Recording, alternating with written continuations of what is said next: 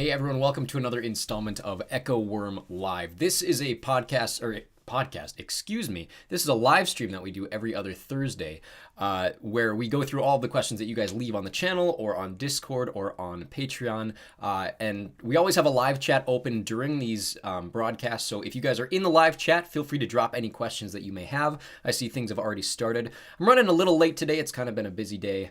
I was recording a podcast before this. That's why I made that little blunder there. But we're going to go through a bunch of pre-prepared questions, and any questions you guys have, feel free to leave them in the chat. If you're joining us afterwards, so thankful that you came to watch even after this went live. Of course, if you guys have any questions, you don't have access to the live chat, but you're more than welcome to drop them in the comments section, and we will try to get to them in 2 weeks. Our next live stream, let's see if I do the math right, I believe we're looking at the 13th of February is when we're going to do the next one. Typically around about 4 o'clock Eastern time. That seems to be the best for everybody. We have viewers over in Europe and the United Kingdom that they kind of check in right before they go to bed, or people in the United States, this is kind of the end of the school/work day. So a few people in the chat. Alex/Quinn says hello.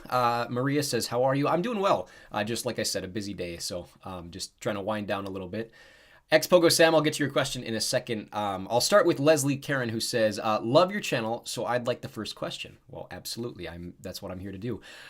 Do you speed up your videos before posting them, or do you just read and talk that fast? If it wasn't obvious by me just starting this live stream, I do in fact talk this fast.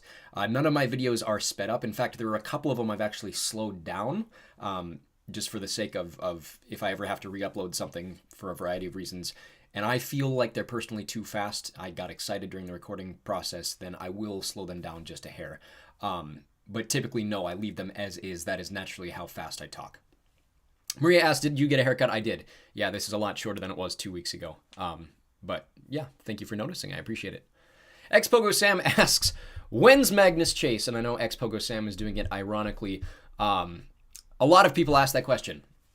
Used to be a lot of people were asking about Trials of Apollo. Now, of course, we have started Trials of Apollo.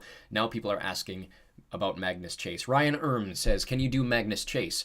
Alana Venter says, please do Magnus Chase. Cubing with Jaden says, Magnus Chase would be great. Eileen Wong says, have you done Magnus Chase yet? Ray2009 says, will you do the Magnus Chase books too? Prometheus Plays asks, I was curious, are you going to do the Magnus Chase books?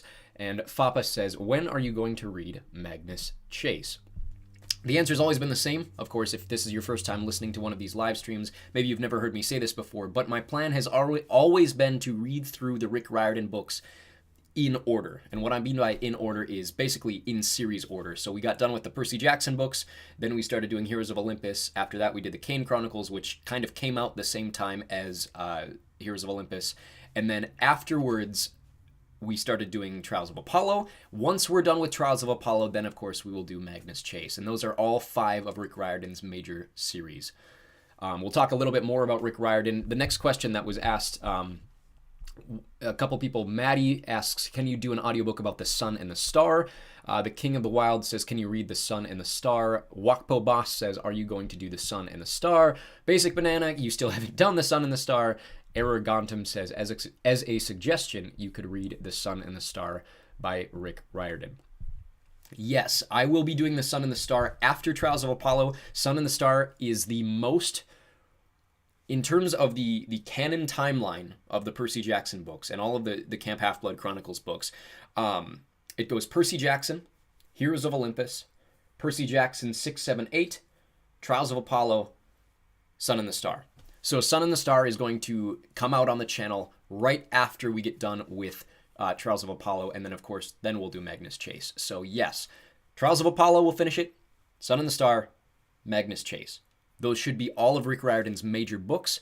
We have a couple questions about his minor books, such as like Percy Jackson's Greek Gods, Camp Half-Blood Confidential, that sort of thing. We just kind of try to sprinkle those in when I have time. We won't be uploading those as daily books because most of them don't have chapters, that sort of thing. Bombtech just asked that question. He says, what about Percy Jackson's Greek Gods and Greek Heroes? I will be getting to them, just not the same way we always do it.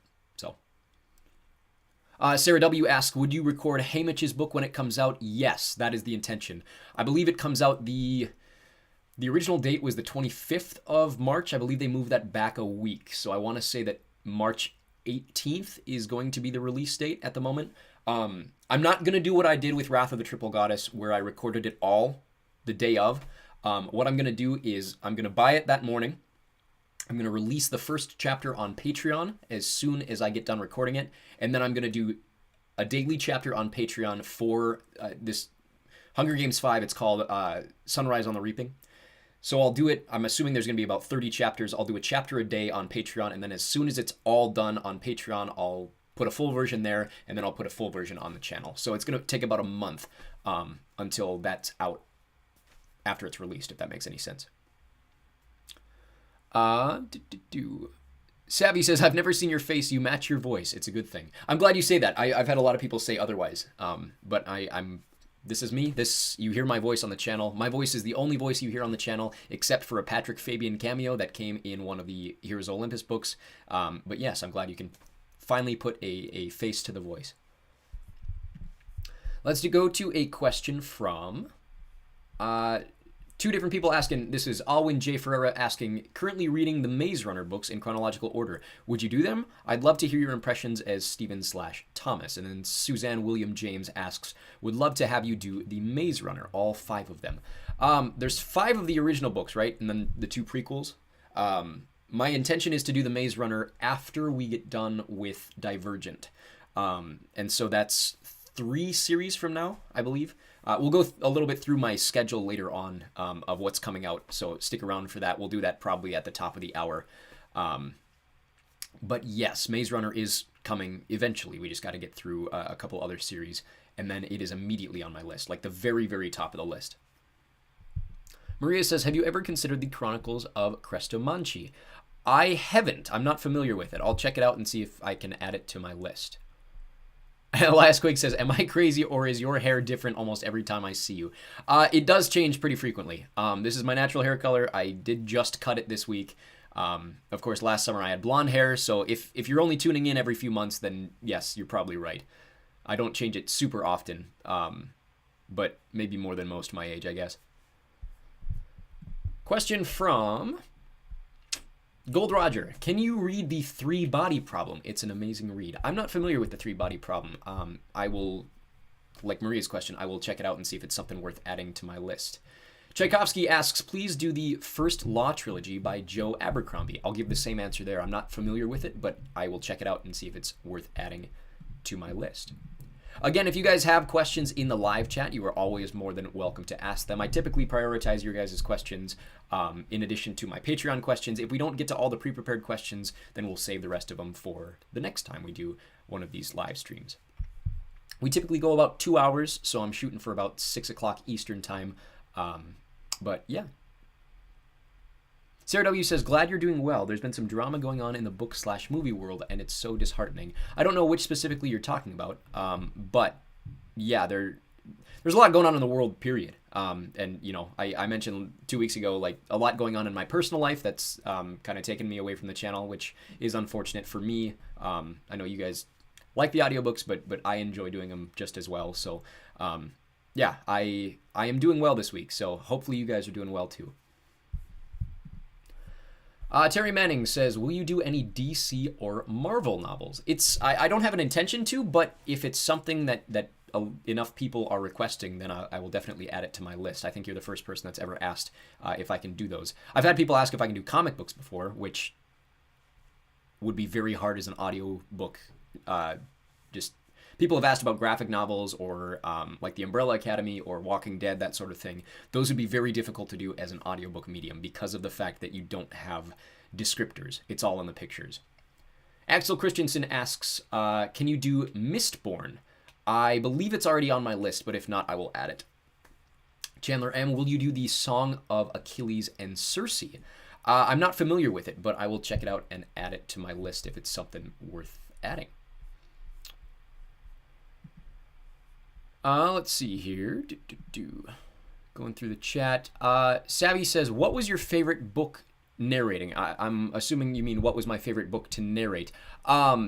Me personally, I really had a blast reading Goblet of Fire, the 4th Harry Potter book. That was a lot of fun for me. It's kind of, I think I really came into my own trying to figure out my voice for the Harry Potter series by the 3rd book. Of course, I did go back and re-record the first one. But Goblet of Fire was the one that I felt really comfortable with. It's a long book, but it's a lot of fun. The book is so much better than the movie. If you've only ever seen the movie, check out the book. I really enjoyed reading The Giver, and I really enjoyed reading the Spiderwick Chronicles series. So if you haven't checked those out, a lot of those aren't available on YouTube just for copyright purposes. You guys can check those out on our Patreon and Vimeo pages for free. There are links available below in the description of this video. You can also find them with the links in our channel bio. Let's see here. Meaningless Standards asked, did I get a haircut? I did, yes. This is significantly shorter than it was 2 weeks ago. Let's see here. Nikita Goel says, what are your opinions on the Percy Jackson show compared to the books? I found the changes terrible, to be honest. They took out all the suspense, drama, and intrigue. Yeah, I feel like I mention this every live stream, every other live stream. I enjoyed the start of the show. I really did. Especially, having grown up with the movies, it was an improvement from the movies. But as the series went along, especially when we got to, was it episode 6, where it only takes place in the Lotus Casino, it started to become distracting. And I know that Rick Riordan was a part of the writing team, and so these are changes that he approved of or that he made himself. There's a lot I'm concerned about for the show going forward. The big one that I always mention on stream is Annabeth witnessing Luke betray Percy is a significant change from the book. Because going forward for the rest of the series, in the books, part of Annabeth's character arc is coming to terms with the fact that this person she trusts and believes in is actually a traitor. And if she witnesses that in the first TV series, then it's going to completely change the way that she feels for the rest of the series. And I'm not going to criticize the actress by any means. The TV version of Annabeth is very, very different than the book version of Annabeth. And this isn't a casting thing. This is how they wrote the character is significantly different from the way that she is written in the books. So like I said, I enjoyed it for what it was. It felt like a Disneyification, for lack of a better term, of one of my favorite book series. I liked it better than the movie. I'm very worried about the show going forward, especially given the fact that we still don't have a release date, and as far as we know, they're still just in the beginning stages of filming. Let's see here. Maria says, I would like to say it's definitely worth it, but I'm biased because Diana Wynne Jones is one of my favorite writers, and she learned the craft from Tolkien. I believe you're still talking about the Chronicles of Crestomanci that you mentioned earlier. I'll check it out. Bombtech asks, I'm curious, what is your favorite book or series? My favorite book is A Storm of Swords by George R.R. Martin. It's the third book in the series that Game of Thrones is from. It's called The Song of Ice and Fire. If you're familiar with the Game of Thrones TV show, Storm of Swords is basically seasons 3 and 4 together. All of the big things that happen in the series happen in book 3. My favorite series of all time is probably Harry Potter. There may be some others that just like periodically will slip in and take the place of it, but I think Harry Potter is probably my favorite series of all time. Diz says, the show just felt rushed. I wish that we had 10 to 12 episodes with longer and consistent run times of like 40 minutes plus. I completely agree. I'm not a fan of the current state of television. This isn't just a Percy Jackson issue. This is an issue. I'm a big Doctor Who fan, and so one thing that I'm really frustrated with right now is they have significantly cut back the number of episodes per season while overinflating the budget, and also the release schedule for all of these shows is significantly slower than it used to be. So one thing I'm worried about with the Percy Jackson TV show is we're going to have maybe 2 seasons in 3 years, which means that by the time these kids are supposed to get to the Heroes of Olympus series, where they're 16 years old, we're going to have actors and actresses that are close on their 20s.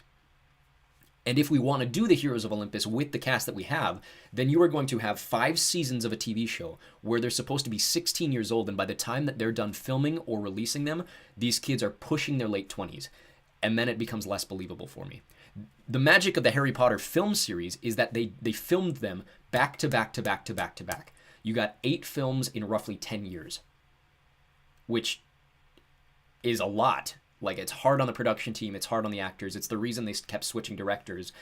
But the magic was, even though the actors and actresses were 21 years old, it was still believable that they were close to 17 years old, which was great. Let's see here. Lost my place here. This says season 2 wraps filming today or tomorrow. Perfect. So we are closing in on that post-production schedule, but we still...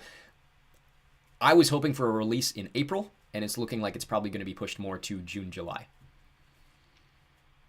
Savvy says, I watched the show first before reading to the book, and it's better than the movies plot-wise.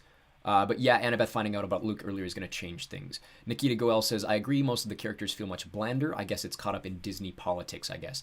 It could be caught up in Disney. I think it, like I said, it's just generally the shape of TV right now. It's really disappointing. Nikita Goel says also how they immediately deduced that it was Kronos. Yeah, that takes away a big kind of plot point in the second and third books. Sarah W. asks, have you ever watched the TV series The Magicians? It's also a book series. It's a lot like the Chronicles of Narnia, but more mature. I believe I've caught a few episodes of it. I never really got into it. It was just one of those. It was on in the background. I was visiting a friend at one point in a town over, and I think they had it on the TV show, or on the TV as I walked in. But I've never really got into it. It is on my list to watch. I do have a really long list of TV shows that are on my schedule to watch. Let's go to a question from KSJ, who asks, can you do the Spiderwick Chronicles?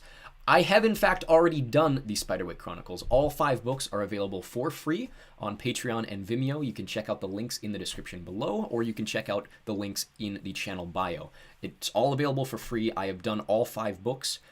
They were a lot of fun to read, so if you want to check them out, go check them out there. For copyright purposes, we can't have them on our YouTube channel.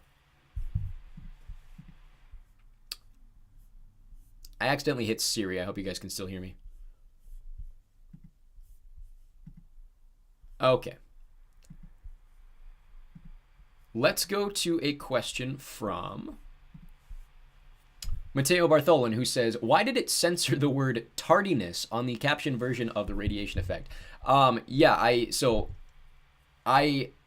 Radiation Effect is a book that I have written, or am in the process of writing, over on this daily channel here. You guys can check out the first 24 chapters. I'm currently working on the 25th.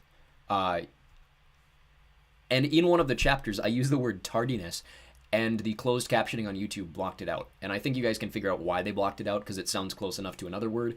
But yeah, it's kind of interesting that I don't have a written version out, so a lot of people are trying to follow along with the closed captions. But then it blocks certain words, or it doesn't do certain words correctly. Savvy asks, have you ever thought about reading The Outsiders? It is on my list. I have no idea when I'm going to get to it, so I can't promise you anything anytime soon, but it is on my list of books to read. A bunch of those just kind of like 7th grade through 12th grade books that you read in English class, those are on my list because I think it would, A, do good things for the channel, but B, I think it would help a lot of people out. I remember, like, I didn't want to read anything when I was those ages, and I think if I had an audiobook channel on YouTube or something else that was able to give me that would be great. Bombtech asks, how many chapters are in the Radiation Effect's first book? 35 is what it's looking like at the moment. So we're, like I said, I'm working on chapter 25. We're about 2/3 of the way through the book. I'm hoping to have it finished by June.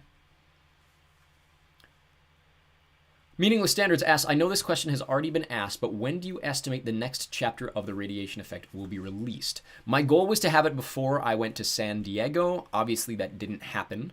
And then a bunch of other things happened in my personal life this last week that kind of took me away from writing. So hopefully next week, I'm able to get you guys just kind of a rough version of it.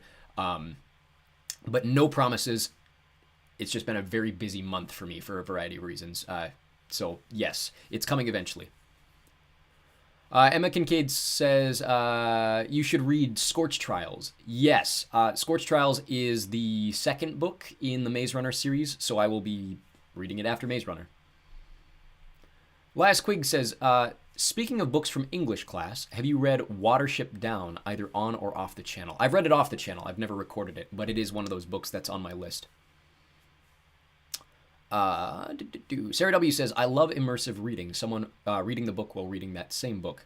It helps me get through books. Well, I'm glad that I can maybe help you. Hopefully my little ad-libs aren't too distracting. I have some questions about my ad-libs later on. Let's go to a question from Switchside, who asked, this is insane. Did you really record this for 8 hours straight? The answer is no. The only book that I have ever read on the channel front to back, apart from, like shorter books like the Magic Treehouse series, I always read those books all in one go. But anything more than 200 pages, I read chapter by chapter.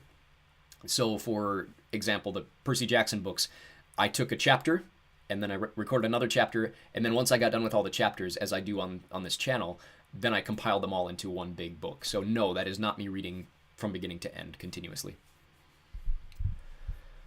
Let's go to a question from Basic Banana, who asks, can you please do The Wizard of Oz or any of the side books like Wicked and Son of a Witch? It's on my list. Specifically, Wicked is on my list because of the fact that the first half of the movie is out, the second half comes out later. But I think the original Wizard of Oz is probably lower on my list. It is public domain, which is really nice, so we don't have to deal with having to write to authors or anything. But I think Wicked would be higher on my list than anything. Let's see here. Sarah W. says, would you ever read Shakespeare classics like Romeo and Juliet, Macbeth, Hamlet, etc.? Probably not Macbeth because I don't enjoy Macbeth. But yes, it has always been my intention to get to Shakespeare eventually. I don't know when I will get to it. I just, like, you guys can see the pile of books behind me. You guys can see the pile of books here. I did the math on my most recent list of books, and if I were to read a chapter a day of every single book that is on the list, we are looking at finishing that list by 2042, which is a lot of books. I do, in fact, read more than one chapter a day. My goal is always to have 2 or 3 done every day, so that pushes everything back a bit. But given how many things that you guys have requested, I have to balance that with the things that I want to read. And so Shakespeare is something I want to read, but it's also a little further down the list. So eventually we'll get to it. Question from... Let's see here. Sarah W. says, be careful. I think the Wicked books are actually more for adults. They are. They're more mature. But I also am reading A Song of Ice and Fire on my Patreon. So I usually give age warnings in the descriptions of every book. So if people wanted to read Wicked, they would see that there's a 16 plus sticker on it. But yes, other people should be aware. I do know that. I have, in fact, read the book before. Emma Kincaid says, how long is your list and what is your priority? I will show you my short list coming up. I'll do it probably top of the hour. That is typically when we have the most viewers. So if you guys want to stick around for the next half hour, I'll show you what is coming up immediately on the channel. Mateo Bartholin says, can you do Charlie and the Chocolate Factory? I'm going to match that with a question that I had earlier pre-prepared, where someone was asking if I could do some Roald Dahl books such as Charlie and the Chocolate Factory, Matilda, James and the Giant Peach, that sort of thing. The answer for me personally is no, because I don't enjoy Roald Dahl. I know that might be sacrilegious to a lot of people. I've never been a fan of Roald Dahl, and I'm not really sure what it is. There are a lot of other, most of his stuff is reaching public domain now. So there are plenty of other audiobook narrators who I think would do the job better than me.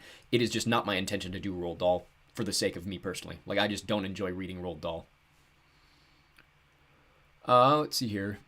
Maria says, excuse me, I have a recommendation that is not specific to the channel.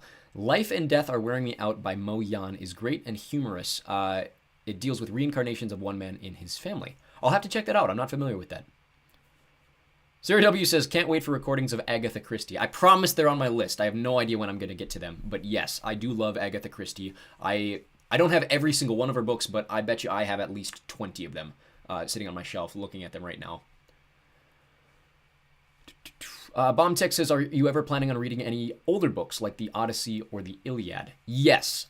I don't, it's another one of those. I just don't know when I'm going to get to it. So you guys give me a lot of requests, and those are books that I want to read, but man, the list is getting long, and I wish that I could do this full time, but I don't make any money on YouTube, so I can't do this job full time as much as you guys might want me to. Miss Mima says, can you please do the Harry Potter series? Brigo says, can you do Harry Potter or Lord of the Rings next? I'll start with the first half of both of those questions. I have already done the Harry Potter series. I have recorded all 7 books, including a re-record of the British version of Harry Potter and the Philosopher's Stone. I have also finished Quidditch Through the Ages, the Tales of Beetle the Bard, and I'm currently working on Fantastic Beasts and Where to Find Them. So if you guys check out our Patreon channel or our Vimeo channel, everything is free. But all the Harry Potter books are there. We can't have them here because of copyright purposes, but you guys can check those out for free given the links below or in our channel description. Meaningless Standards asks, how many books do you have? Definitely upwards of 1,000. I honestly couldn't give you an exact number, but I want to say it's close to 1,300 different books in my library. Savvy says, have you ever thought about Neil Gaiman books like Good Omens or Coraline? I have. The problem with Neil Gaiman right now is first of all, there's a lot of books on my list, right?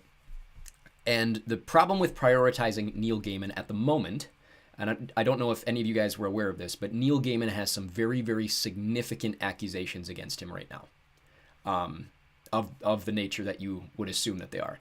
A lot of them. I am one of those people who, will separate the art from the artist. Obviously, I'm a massive Harry Potter fan, regardless of how you think of J.K. Rowling. Like, I love Harry Potter. I think it's a very well-written series, and that is aside from my opinions on J.K. Rowling. I have already done Harry Potter. I've not done any Neil Gaiman. And I think given everything that's going on right now, I would like to wait until either things are settled in those cases before I bring attention to this channel through them, if that makes any sense. But I do enjoy his books. I do want to say that I enjoy his books aside from him. I enjoy the stuff that he's written for Doctor Who, that sort of thing. But at the moment, I think it would bring too much negative attention to the channel given everything that's going on with Neil Gaiman. So it is not on my priority list, if that makes any sense. Let's go to a question from Brigo. The second half of that question was, can you read Lord of the Rings next? Trinity Quinn also asks, can you do the Lord of the Rings? Yes, I'm starting The Hobbit this week. It will hopefully be up on the channel sometime in the next few months. I'm going to do all of the chapters there and release it all at once. Lord of the Rings might take me a little longer. I'm hoping to start that on the channel after Maze Runner. So yes, Lord of the Rings is coming. It was actually the most requested. I did a poll on Patreon of what people want to see next, and Lord of the Rings was higher than anything else, including Maze Runner. I am going to do Maze Runner first for just me personally. I want to read the Maze Runner first. But then, yes, Lord of the Rings will be coming after that. So, sorry, I got a little distracted by something in the chat here. Sarah W. says, am I the only one that found the Lord of the Rings movies to be too long? You're not. The general audience take, I think, of Lord of the Rings is that most of the books are a little overindulgent, or excuse me, most of the films are a little overindulgent. If you're a big fan of the books, then the long versions are really, really good, especially the extended versions. But yes, 3 movies that total 9 hours is a little much, especially the third film with all its different endings. But if you're a fan of the book, it is very rewarding. So it kind of has to do with, are you coming into it as a general film fan, or are you coming into it as just a fan of the books? So they definitely catered to the fans more than they catered to the general film audience, which ended up winning them the most Oscars of any film ever. So that helps. Let's see here. Bomb Tech says, I feel like I asked this, but I don't remember. Is there any books that you're excited to read from the list that you have? It's been a long time since I read Magnus Chase, so I'm excited to get back into that. Of course, I am Norwegian, so I'm very excited to do Norse mythology and show off my different Nordic accents and language possibilities there. I am excited to get through Divergent. Divergent is a fun book series, regardless of how you think of the films. I'm also excited for you guys to hear House of Cards if you've never read it before. So that's what's coming up that I'm excited about personally. Christian says, didn't know this wasn't your full-time job. So thankful. Only finishing Percy Jackson because of you. Well, thank you very much. I've said it before. I don't do this for money. It's not my intention to do this for money. It helps. It absolutely helps. It's nice to, put things out 2 months in advance on Patreon and have people join the club to get access to that. But I will always give you guys things on the channel that I put for free over on Patreon and Vimeo as well. So it's not my intention to ever do this for money unless it became a possibility. Maria says, favorite Norse god? Oh, good question. My grandfather's name was literally Thor, and I had a really positive relationship with my grandfather, so for his sake, I'm going to say Thor. Savvy says, what made you start this channel? I feel like I say this every live stream, but I'm happy to repeat it. This was a little over 2 years ago. My wife was pregnant with my first kid, and I got in an accident where I almost lost my hearing. I had a tire explode on the side of my face and basically lost the entire half of my face. It somehow healed miraculously well. I still have a little hearing loss, but it is the closest I've ever come to real physical danger. And it really got me thinking, especially the fact that my wife was pregnant, about if something were to happen to me, what am I leaving behind for my kids and for my grandkids, that sort of thing. And one thing that was really impactful for me growing up with my own parents is I loved reading with my parents. And I thought, if I am ever, if I ever die, if I'm ever debilitated where I can't do this anymore, I want my kids to be able to read along with dad, right? And so I started recording myself reading the Harry Potter series, started reading the Percy Jackson series, and it wasn't ever my intention to publish it necessarily. But then one day I was just like, oh, why don't I put this on YouTube? And it seemed to work. And then all of a sudden, like about a year later, things really picked up with the Percy Jackson stuff because of the TV show, which was really nice. And things have just kind of gone up from there. So that was about 2 years ago. Xpogo Sam asked a question about my book, The Radiation Effect. Can we get a hint at Morgan's new effect, or are we going to have to wait a book or two? I think you should watch the film Sky High, and you'll get a pretty good idea of what her ability is going to be. That is the biggest hint I will give you at the moment. But yeah, go watch Sky High. Bombtech asks, favorite Egyptian god? My favorite Egyptian god is either Osiris or Anubis, and it's specifically for the character design. I just like the look of him. Let's go to a question from Rabab Sultana, who says, can you please make the Land of Stories? I believe it's on my list already, but I'll double check it, and if I can bump it up, maybe I can do that. A few different questions about Narnia. Naruto Shippuden says, what happened to Narnia? Antra Chauhan says, what happened to your Chronicles of Narnia series? And Panda Poison says, where is Chronicles of Narnia? I was reading that. So I've mentioned before, one thing that is negative about YouTube is they will always side with the owners of copyright, right? So as a user who uses copyrighted material, even if it's fair use, even if I could fight it in court, they are going to favor the people who hold the copyright until that is resolved, right? And in the meantime, I can still lose my channel. So one thing that has happened, or that we've noticed happen, is the fact that if a TV show is coming out or a film series is coming out, unless the author is very, like Rick Riordan is typically very generous toward people who use his material. That's why I'm not really worried about losing the Percy Jackson videos on the channel, despite the TV show. But when it comes to things that are having film adaptations come out, so for example, Chronicles of Narnia is getting a new film series coming out.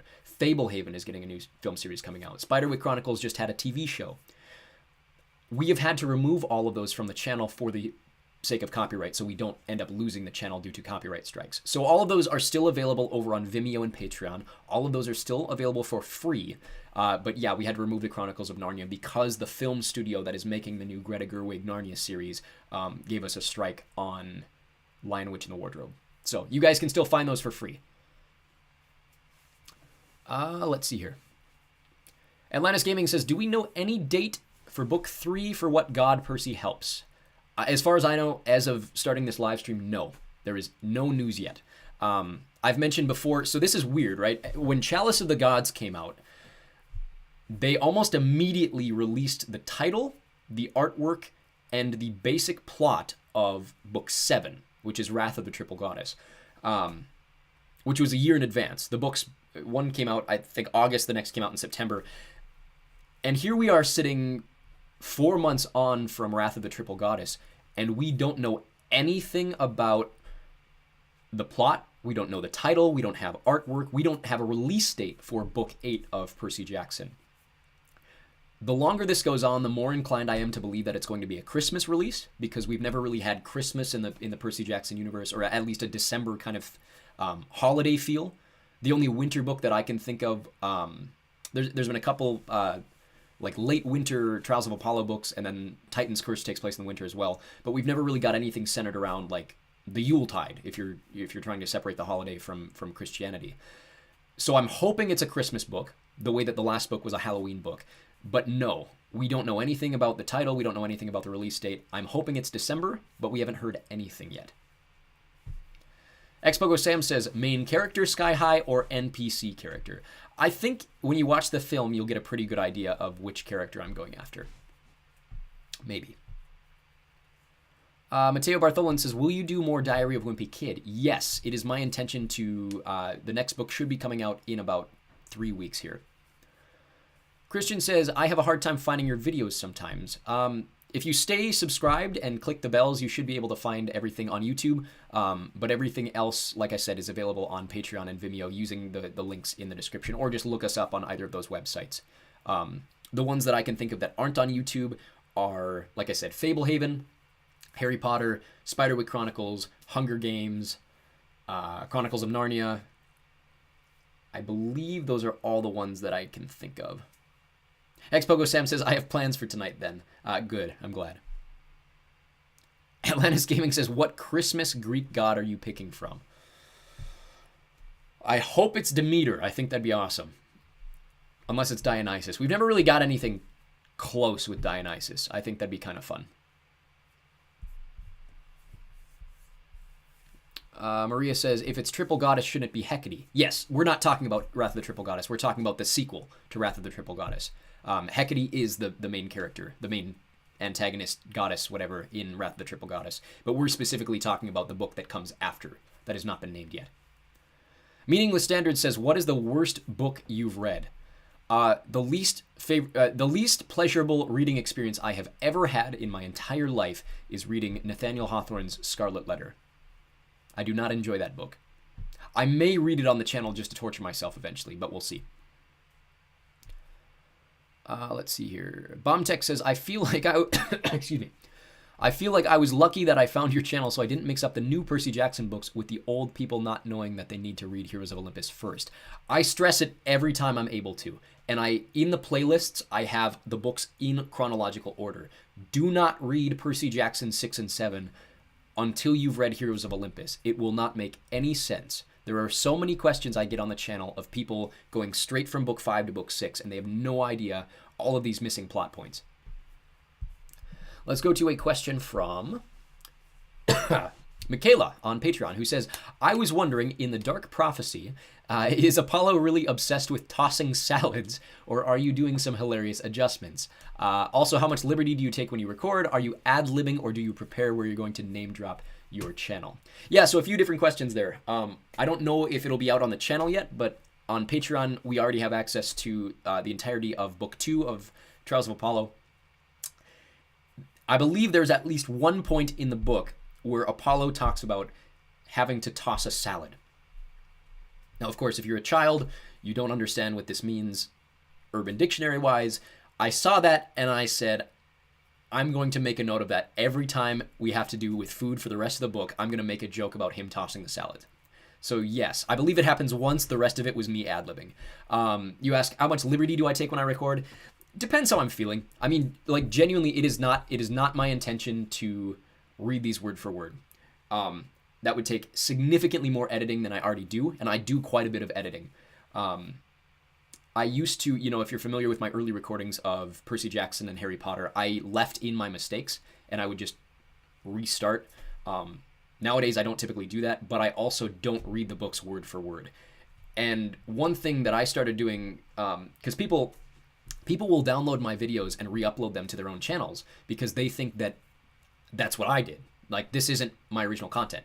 Obviously, you guys see me in person. You recognize my voice. Everything on the channel is my own original content. And one way to guard against that is to put little Easter eggs to try to find at certain points. And so one thing that I do I'll drop the channel name typically once a book, or I'll variate from things, add little jokes, little inside things. And that just helps prevent people from stealing my material, which is fun.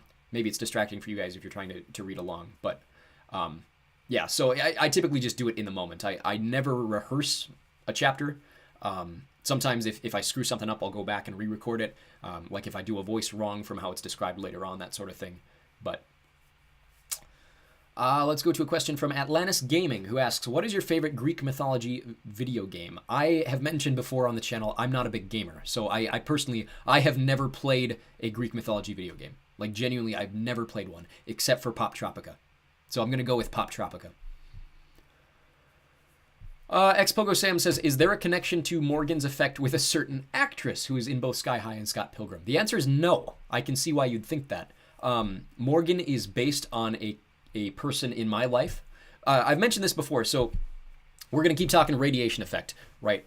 The radiation effect is the book that I am currently writing on the channel. You guys can find it on this channel. There's the first 24 chapters available. And then you can join us on Discord. We talk about all the chapters afterward. Each chapter has its own kind of discussion place, so you guys can ask questions at your own pace without having spoilers for later chapters, that sort of thing.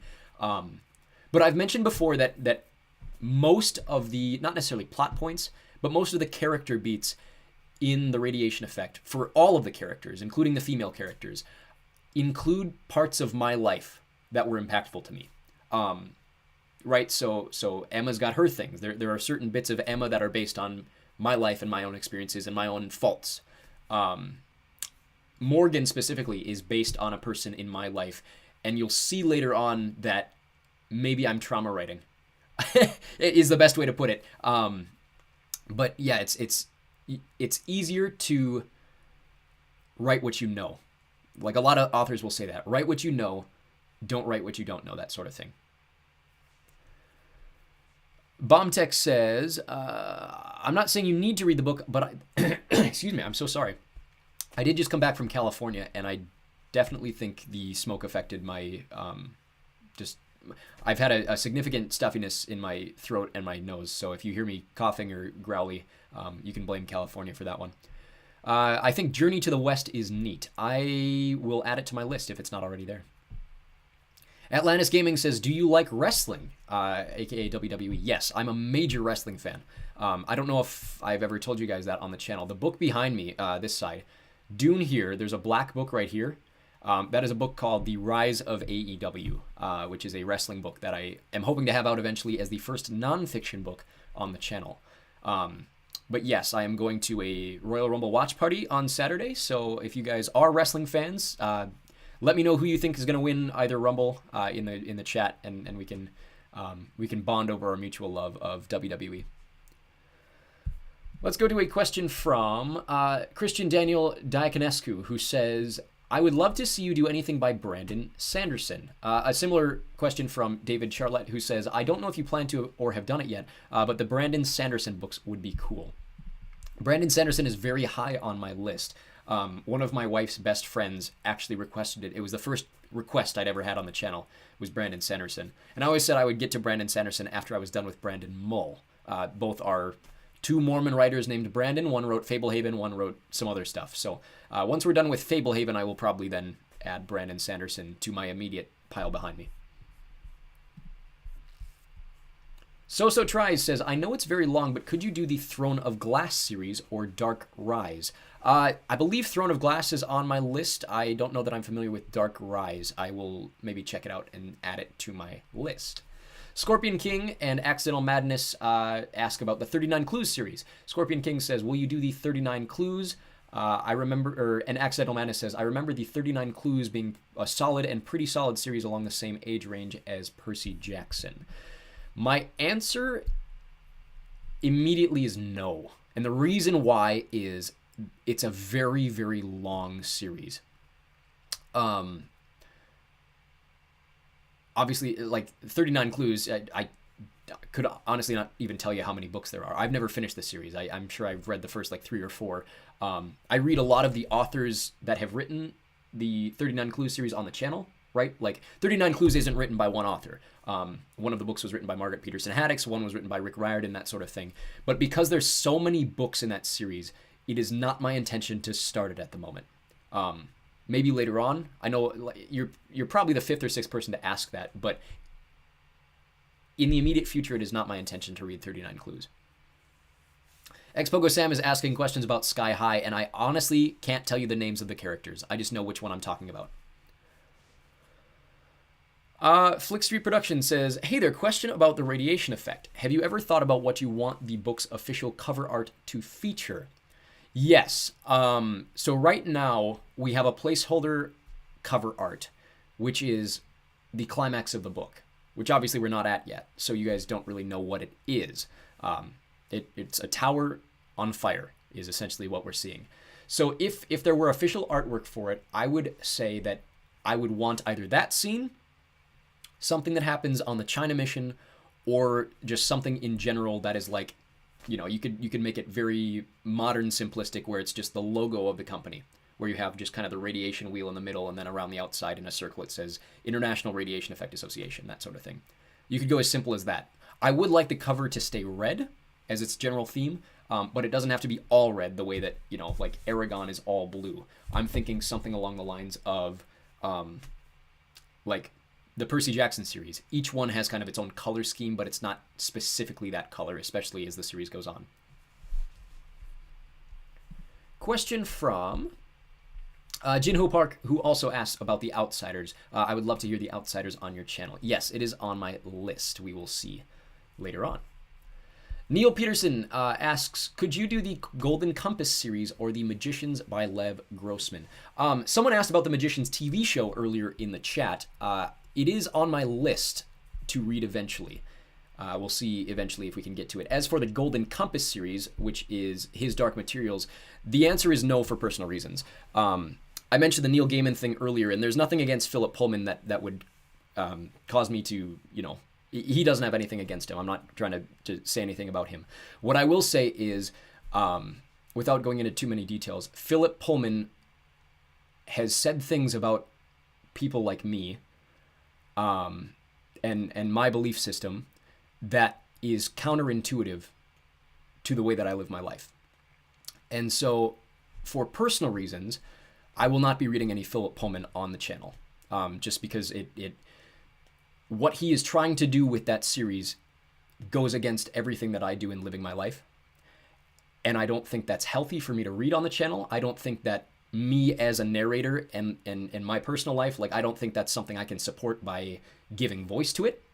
And I also don't want to antagonize him by reading his material on a channel that, you know, he could come back and if he gets wind of it and doesn't like what I've done with it, then he could tear me to shreds, and that's not my intention. So Philip Pullman is one of those authors I don't intend to read on the channel ever.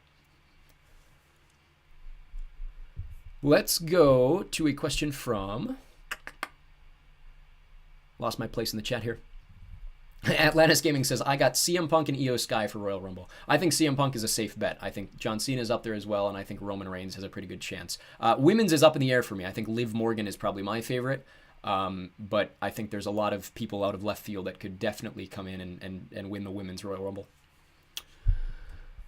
Christian says, is there a favorite book you would recommend that you have read? Depends on your age range. I'm not asking you to, give any information in the chat that you're uncomfortable with, but if you have a series that is similar to the stuff that you like, I could absolutely give you something in the chat that I enjoy reading that would fit your reading level or your age range for reading. Magenta could morph into animals. Layla can control plant life. I would say one of those is correct. Flick Street Productions says, can't wait to see what the squad does for spring break. Also, will we see the squad meet Clark's baby after it's born? Not in this book. To your second question. Yeah, Xander's wife is due in July, and this book will probably take us into the beginning of June. But beyond that, we will see in the second book. So the answer is yes, we will see Xander's baby, just not in this book. He will play a tangentially significant role as a baby in the next book, if that makes any sense. Christian says, right now I'm into fantasy. I would say my recommendations for you for fantasy, again, not knowing your level of fantasy reading, I would say Aragon might be a good one. The Inheritance Cycle series. So we're starting that on, we're currently going through that on Patreon. It should be up on the channel at the end of February. So if you want to check that out. Let's go to a question from a few different people are asking about the Hunger Games. Kirtan Sripathi says, can you read the Hunger Games? Sarah B asks, Hunger Games would be a fun addition to add to your list. Yes, we have already done the Hunger Games. So the 4 books that are currently out are available for free on Patreon and Vimeo. And the 5th book will be out about a month after it comes out in stores. I believe we decided that was March 18th. Is when that book is coming out. So expect that around Easter time to come out on the channel.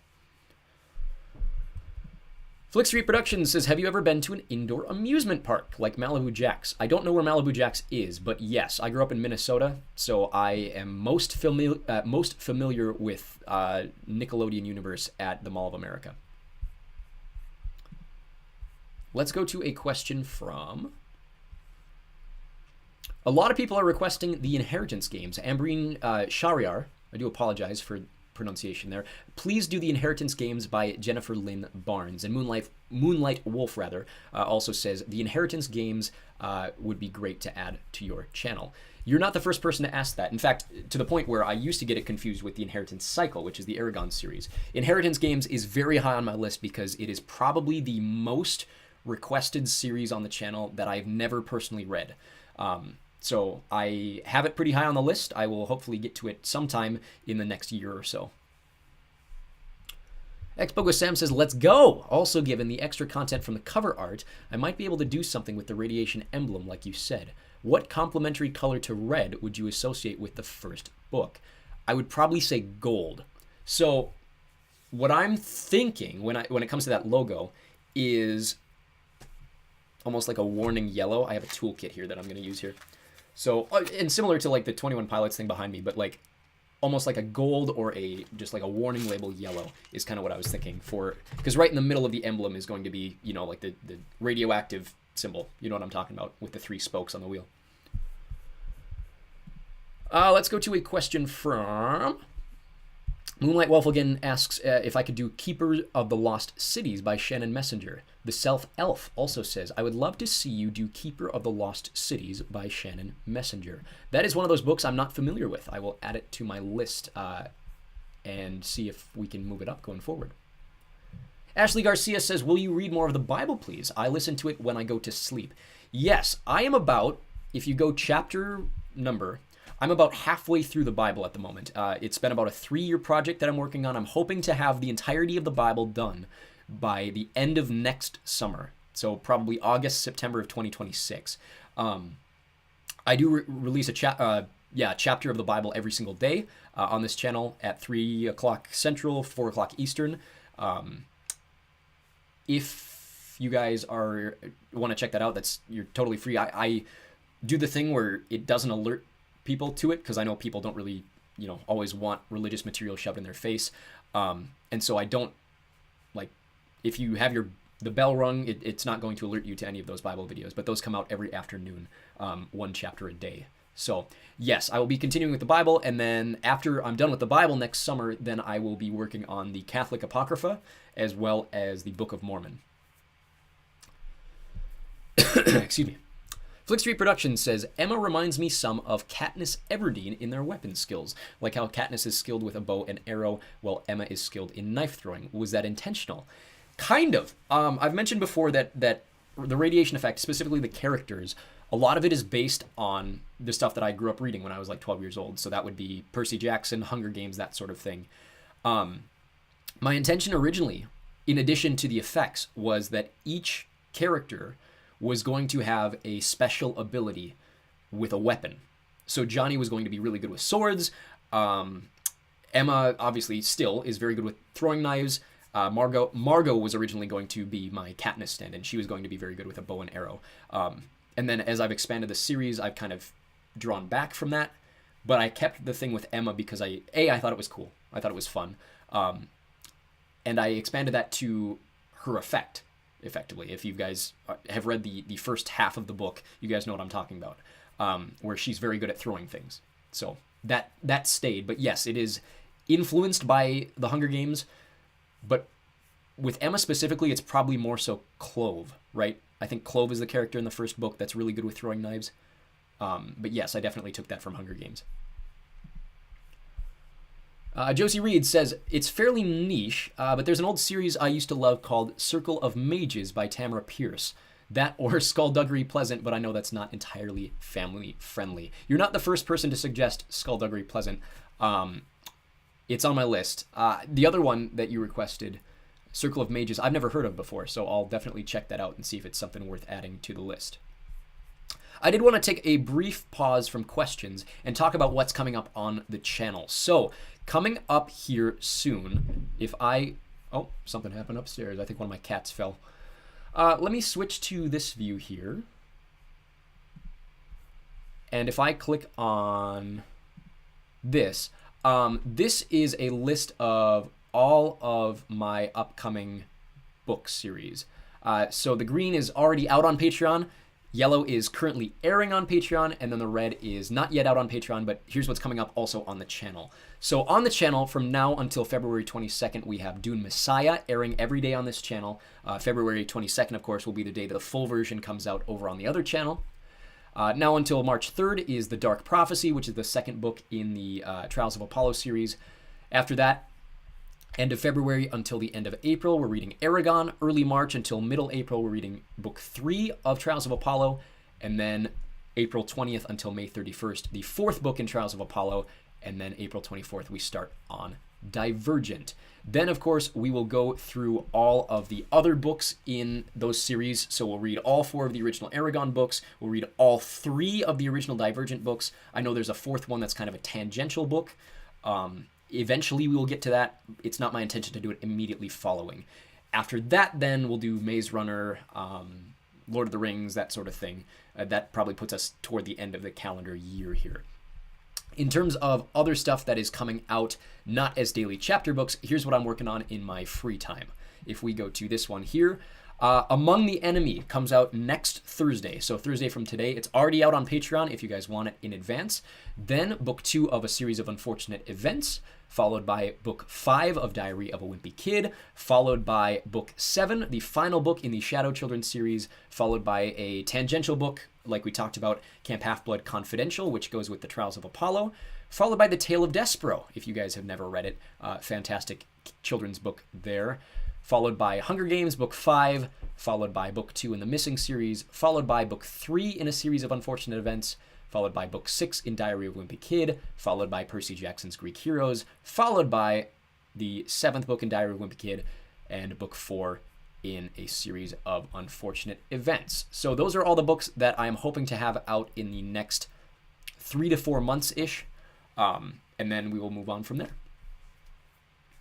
Let's go to a question. Feel free to keep asking in the chat if you like, but we are going to go to a question from Niley Dutra, who says, I would love to see some Song of Ice and Fire on the channel. I already have most of book 1, Game of Thrones, excuse me, available on Patreon. So right now it's hidden behind a paywall. Eventually it'll be available for free on Patreon and Vimeo. But if you want access to the first half of Game of Thrones, it is available over on Patreon. Flix3 Productions says, I like the AI photos of the characters in the Radiation Effect wiki. They closely resemble the characters very well. I think they'll help if you have some character artwork made for the book. I agree. I've talked about my issues with AI before, especially as time goes on. I'm really not a fan of it. But it's nice to have those placeholder images for certain characters. The one character we don't have artwork for is Jordan. And specifically because of the way he looks, I think I will have to hand create artwork for him because of the fact that he looks so distinct. But every other character does have kind of just a general look to them over on the wiki. If you guys are reading The Radiation Effect and want to follow along with characters, of course, there are going to be spoilers through the most current chapter, but we do have a wiki page available for you guys to check out or even edit if that's something you're interested in, down available in the description below. There's plenty of links in the description below. I can't remember them all. Of course, Patreon, Vimeo. There's links to my music if you want to check that out. There is a merch section. There is a link to buy me a coffee. If you guys don't have enough money to join the Patreon, but you maybe just want to give me a one-time little gift, you guys can give me like a $5 gift and I can buy myself a coffee. Today, I don't have my usual drink, so be proud of me. I'm working on weaning myself off my daily Starbucks. But yeah, plenty of links below if you guys want to check that out. Let's go to a question. A bunch of people are asking. First, Luke Donnelly, are you going to do the rest of a series of unfortunate events? LC7664 says, can you please do the rest of a series of unfortunate events? The answer is yes, as I just kind of showed you guys there. The second book will hopefully come out sometime in the next month. I'm about halfway through recording it at the moment, and now that I'm done with Among the Enemy, I think that bumps it up to the priority spot in my non-daily chapter books. So yes, book 2 will come out soon, and then it's going to be maybe every 2 to 3 months that we'll have a new book come out. Question from a couple different people asking about Fablehaven. Slick Draw says, can you please do Fablehaven by Brandon Mull? And Joe VC says, can you read Fablehaven, please, with a lot of ease? The answer is yes. I have already read the first Fablehaven book. It's available for free on Patreon and Vimeo. So if you guys want to check that out, of course, over this shoulder here, this book is book 2 of Fablehaven. I'm working on it in my free time. I will get to it when I get to it. But book 1 is available over on Patreon and Vimeo for free. Question from Roblox Squad, who asks, will you do The Dark Prophecy by Rick Riordan? It's the second book in the Trials of Apollo. Yes. It should be... We should be through about chapter 10, chapter 11 of the Trials of Apollo, the second book of Trials of Apollo, Dark Prophecy, like you requested. It is currently airing on this channel. So if you want to check out the first 10, 11 chapters, they are available here. Otherwise, it's available in full at the moment over on Patreon. It should be done end of February, I think I said, like February 22nd-ish maybe. I can't remember the exact date I had. But yes, full version will be available once all the chapters are out on the channel. Meaningless Standard says, never had Starbucks. How good is it?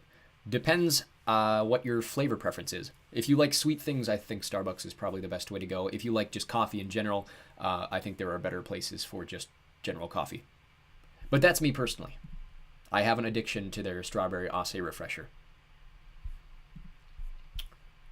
Slim Nagirak says, I would love the rest of Artemis Fowl. Heath's Harley Quinn says, can you read more Artemis Fowl? Yes. That is another one of those books that I forgot to mention on my upcoming book series. Add that to in the next 3 months, I will hopefully have book 2 of Artemis Fowl out to you. The Arctic Incident. I am about halfway through recording it at the moment. Let's see here. Flick Street Productions says, I am predicting that Bill's term as Prime Minister of Tylersville will end by the first book's end. I wonder what he will do after that. I'm not going to spoil anything. I will not spoil anything about my series because I already do that all the time. So I will not give any clarification about will he be Prime Minister at the end of the book or not, or what will happen afterwards. Bombtech says, maybe it was just me, but it seemed like there was a lot of information in the first couple of chapters of the radiation effect, and it seemed like it came really fast. I was curious if you're planning on cleaning it up when you make it one book. Maybe. I mean, there's definitely some adjustments I'm going to make. But in terms of just the lore dumps, I don't think so. I think most of them, at least when I read it, are handled organically in a way that's not too exposition heavy and more so presented in a way that is organic as the opening chapter of a book. But I mean, like I said, there are things that I'm going to clean up. There's a few descriptions that I'm maybe going to take out that are a little much. But yes, I will do a revisal for the full version. But at the moment, I'm fairly satisfied with the exposition that I give.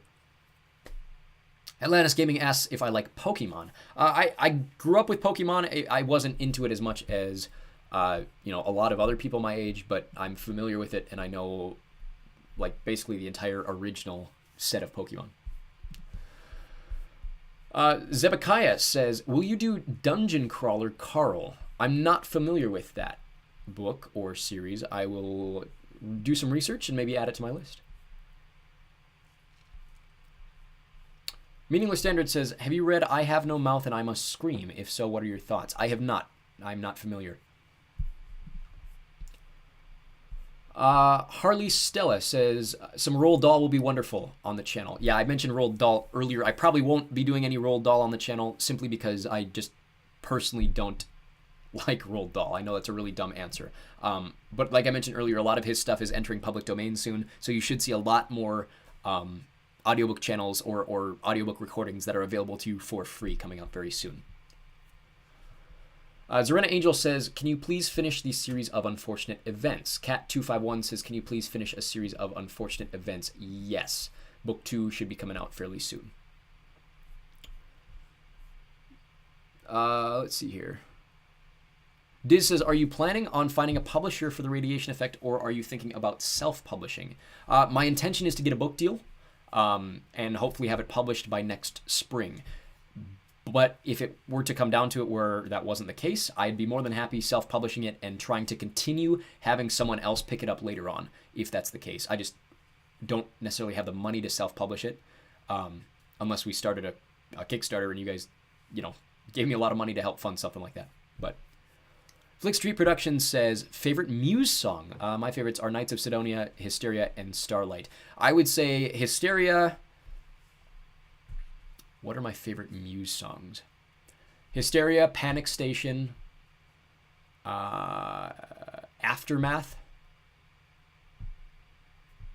I'm trying to get really niche here. Plug-in Baby is always going to be a favorite of mine. It was one of the first guitar solos I ever learned. Yeah, I'm a big fan of a lot of like the side tracks that nobody really remembers from some of their other, like Supremacy is a good song. Yeah, there's a lot. We could talk about Muse for hours if you ever wanted to on something like Discord.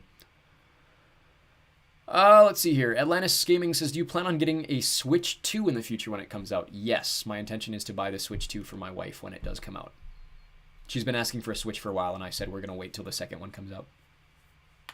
Bombtech says, I was curious. I forgot how many books are going to be in the Radiation Effect, and how many do you already have completely planned out? There's going to be 7 books. So I have the first 2 books completely planned out. I have character plot lines planned out through the first 6 books, and I have the general ending of the book planned out.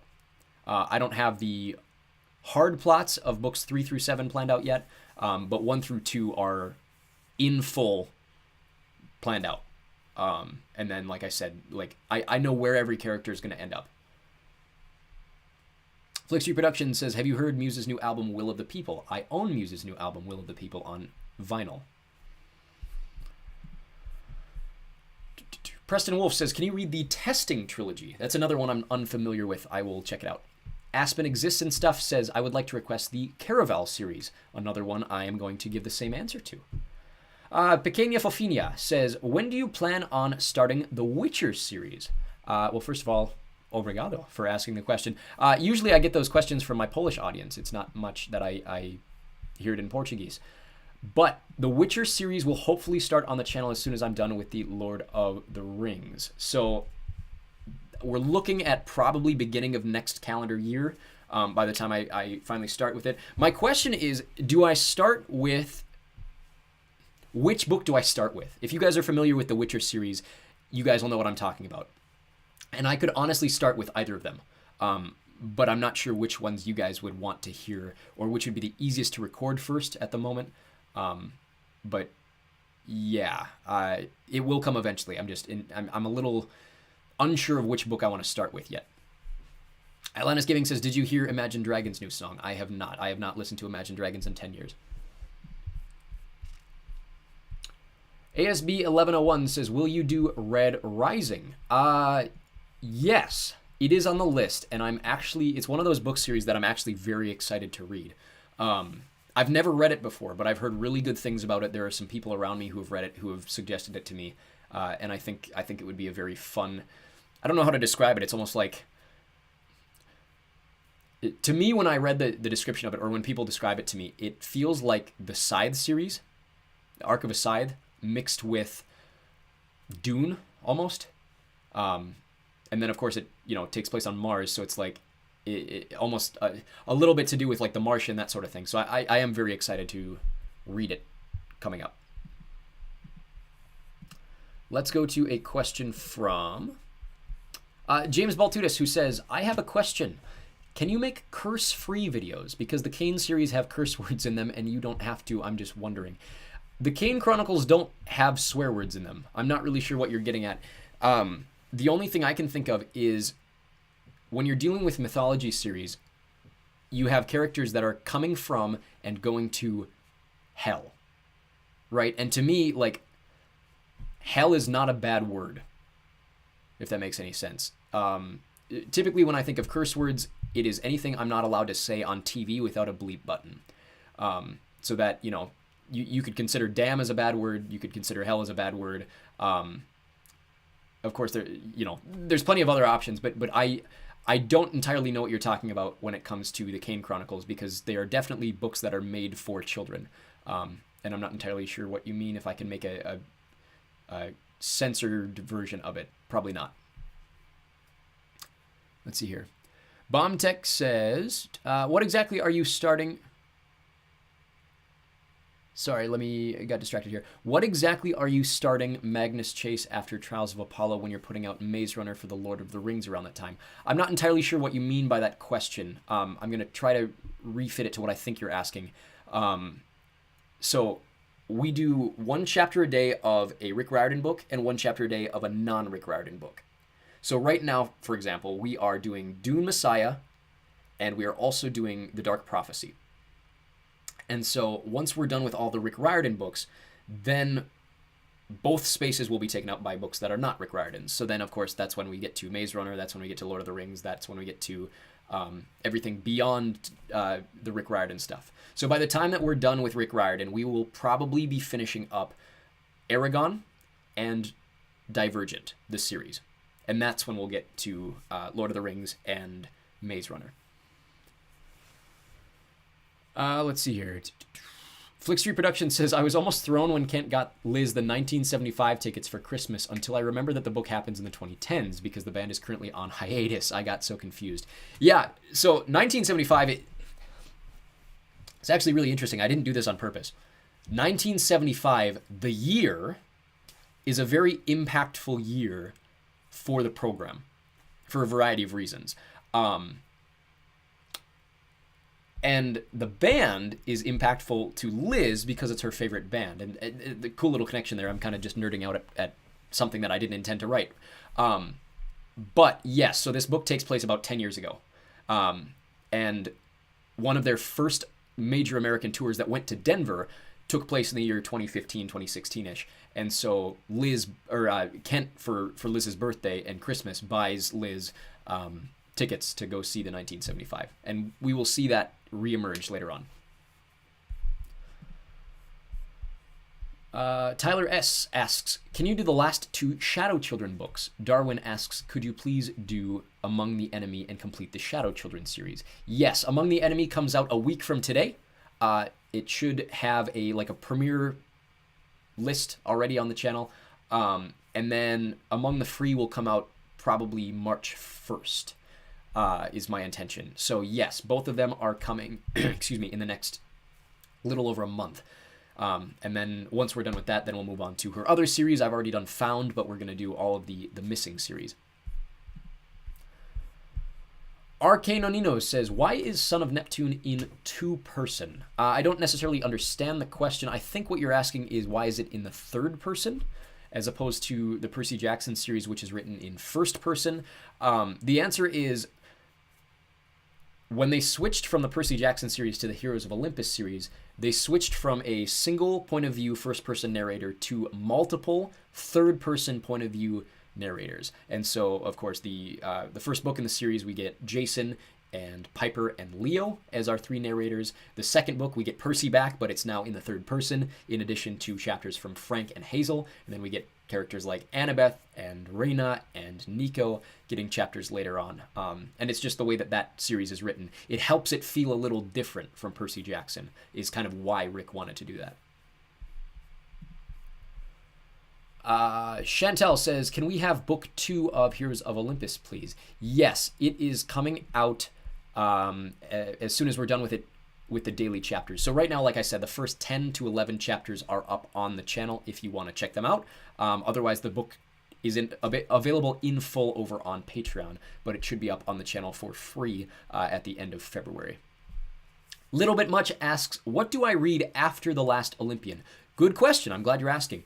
So The Last Olympian is the last book in the original 5 Percy Jackson books. The book that takes place immediately after The Last Olympian is The Lost Hero, which is the first book in the Heroes of Olympus series. So once you're done with Last Olympian, switch to The Lost Hero, do all 5 of the Heroes of Olympus books, and then you can do the next 3 Percy Jackson books, then Trials of Apollo, and then the Nico D'Angelo book, Sun and the Star. Panzersaw asks, does Wrath of the Triple Goddess take place after Son of Neptune? Yes, it does. So, original Percy Jackson, Heroes of Olympus, the 3 new Percy Jackson, which includes Wrath of the Triple Goddess, and then the rest of the series.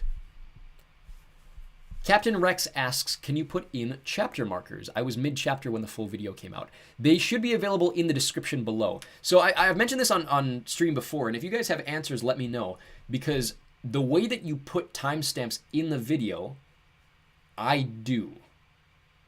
But for whatever reason, sometimes they don't engage themselves in the actual video. So I don't know if I'm just formatting them wrong. I believe I'm doing them correctly because some of my videos have timestamps and some of them don't. So if you guys know what I'm doing wrong, let me know. But there should always be chapter markers in the description of the video. Question from Flixtree Productions, who says, do you think there's such thing as too many plot twists? I think so. Yes and no. It depends on have you set them up. So, in my opinion, a good plot twist is one that was subtly foreshadowed to the point where you can reread the book and see it coming because of the things that are happening. Excuse me. If it is out of nowhere, that is a poor plot twist, and there absolutely can be too many of those. So, for example, when you read Game of Thrones is full of a lot of plot twists. But when you reread the book, you start to see all of the little things happening which set up what happens later on. And so even though the first time you read through it, it might feel like a plot twist, when you reread through it, everything is foreshadowed, which leads and makes sense that there would be this plot twist. And so, for example, when I'm writing my book, I have several major plot twists in the first book alone, right? One of them already happened, a major character death. And the plot twist with that character death wasn't that a main character died, it was that the character that was supposed to die didn't die. But then when you reread it, it makes a lot of sense why this happened. Or at least that's my intention as the author. And so going forward, there are 2 more major plot twists that are going to happen. And they are set up through the book pretty heavily, in my opinion, to the point where it's kind of shocking that some of you haven't pieced together what's going to happen by the end of the book. Because everything is paced in a way that hopefully I'm foreshadowing what happens. Or even like, for example, the biggest plot twist in the entire series is going to happen in either book 4 or 5. I have foreshadowed it so heavily in the book, the first book, that I'm shocked nobody's figured it out yet. Now, granted, I'm trying to keep it subtle, but I'm also trying to put enough in there earlier on in the book so that by the time we get to book 4 and 5, it doesn't feel like, what the heck just happened? Like, I want you to be shocked by it, but I don't want you to feel like it doesn't make any sense. Does that make any sense?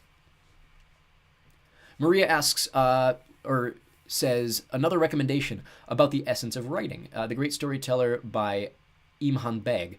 It has online translation, though. The genre is magical realism. Another one I'm not familiar with. I'll have to check it out. Question from Joel Hall, who asked a similar question to the one that started this live stream. I love your reading of Dune. Is it sped up? No. All of my videos are either my normal reading pace or actually slowed down from my normal reading pace. So if you can't tell, I do tend to talk really fast. It's more distracting for me to try to slow down my natural cadence than to just accept it as the way it is.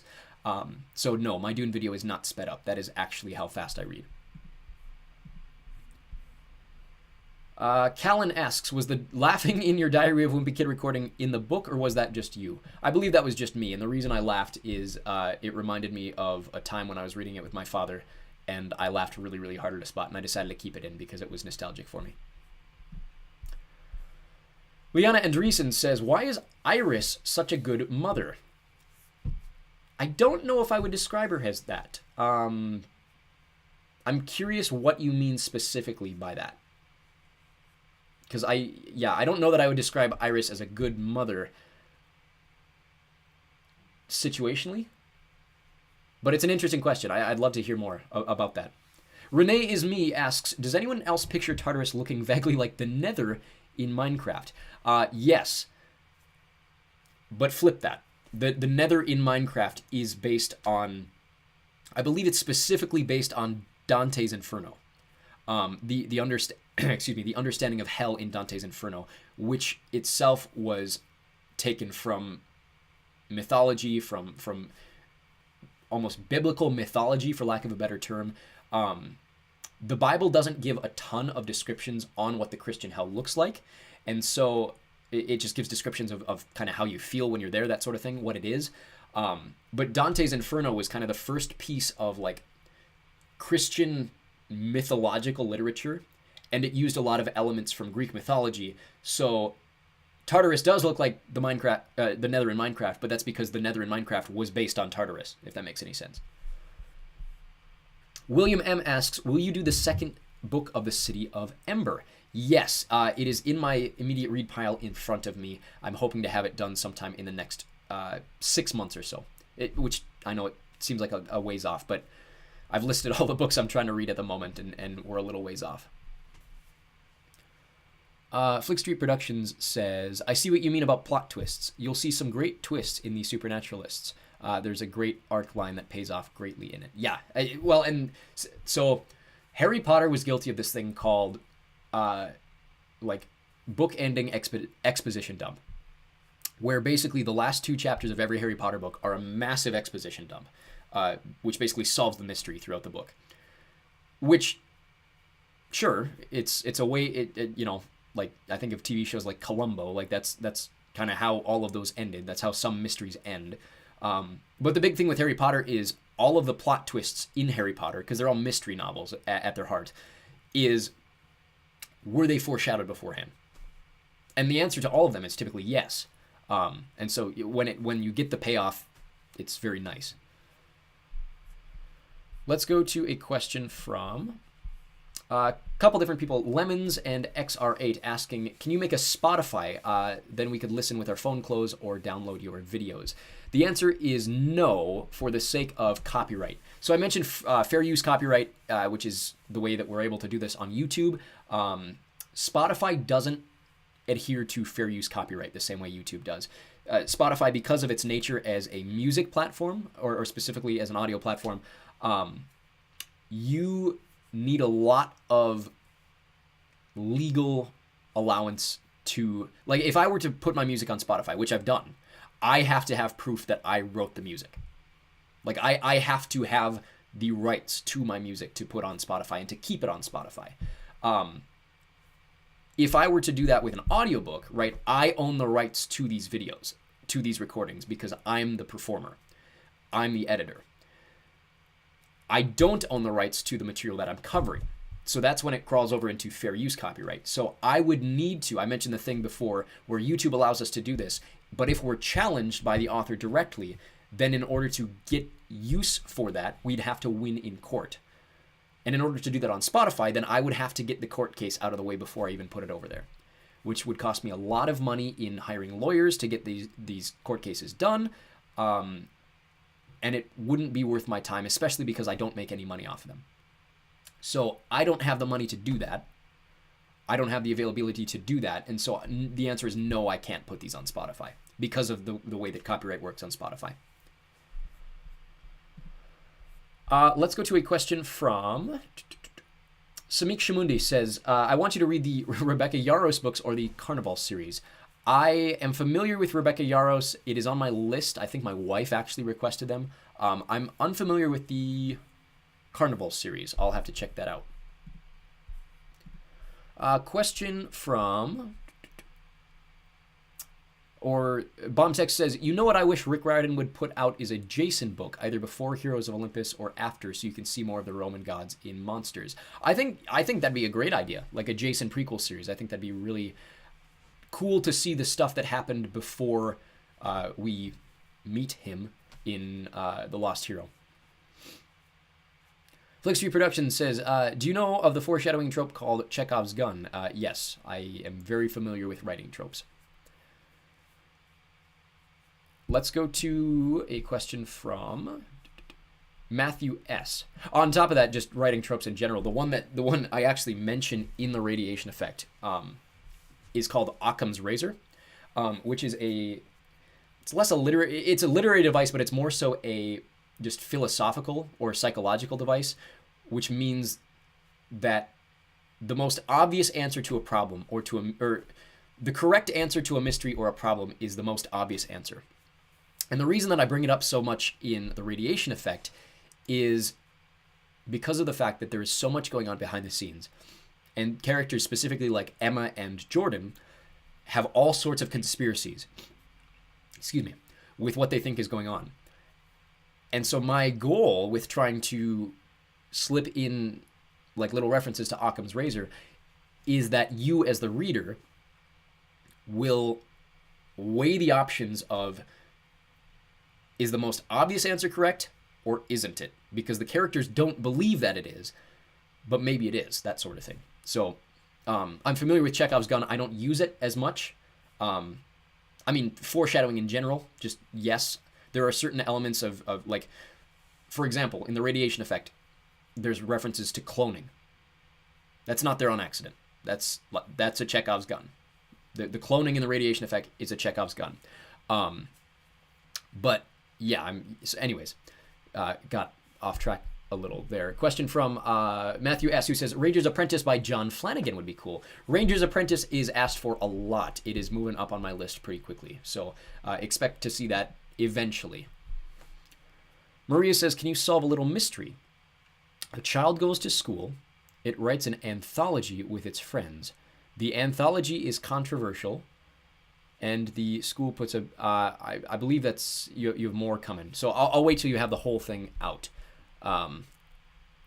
if you want me to solve the mystery. But I'm going to keep going with questions at the moment. Cassie Face says, can you do more Star Wars, like the X-Wing series or Thrawn or the Young Jedi Knights? At the moment, I'm working through a lot of Ryder Windham's side books, working on the life of Darth Vader at the moment. He's got an Obi-Wan Kenobi version. These are all kind of part of the Legends canon now. I have 6 Star Wars books available already. They're a little more, focused on kids literature. But hopefully eventually, the one I really want to read is the Thrawn series. I don't know how many Star Wars books I'll get to, but yes, I intend to do more Star Wars books going forward. Dante Coleman asks, can you read the Star Wars book Heir to the Empire? Yes, that is on my list as well.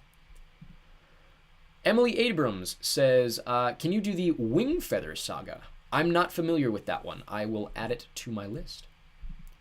Wonderless asks, or says, this sounds childish, but Ever After High would be great for your channel. I've actually considered it. It is on my list, so don't worry. I am hoping to get to a little more of that kind of genre eventually. I think it'd be a lot of fun.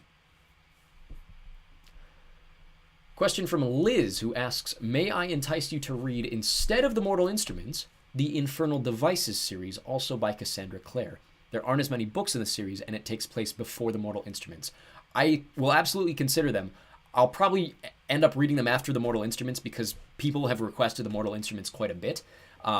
So my goal with The Mortal Instruments is, I've mentioned Lord of the Rings and all the books that we've talked about before. After doing those, then we'll do the Secrets of the Immortal Nicholas Flamel, and then after that we'll do The Mortal Instruments. So all kind of this I don't know how you describe it, fantasy, young adult, almost sci-fi-ish, like a lot of them are similar. I don't want to overlap them, but we could probably do one after the other, that sort of thing. Question from Flickstreet Productions, who asks, what is your inspiration for the chapter names in the Radiation Effect? I get some Harry Potter vibes from them. Probably, influenced a lot by reading Harry Potter. Definitely not influenced by Percy Jackson. Those chapters are a little longer. And all of the other books that I really grew up reading only have, like, numbered chapters. So, like, for example, Roses and Revelations is a reference to the 2 things that happen in the chapter Sorry, something is unfolding underneath my desk. It distracted me for a second. Roses and Revelations in that chapter. The roses is a reference to Margot when she eats the rose petal in front of Emma to start the day, and the Revelations is what ends the day with what we are shown or almost revealed with Emma at the end of the mission.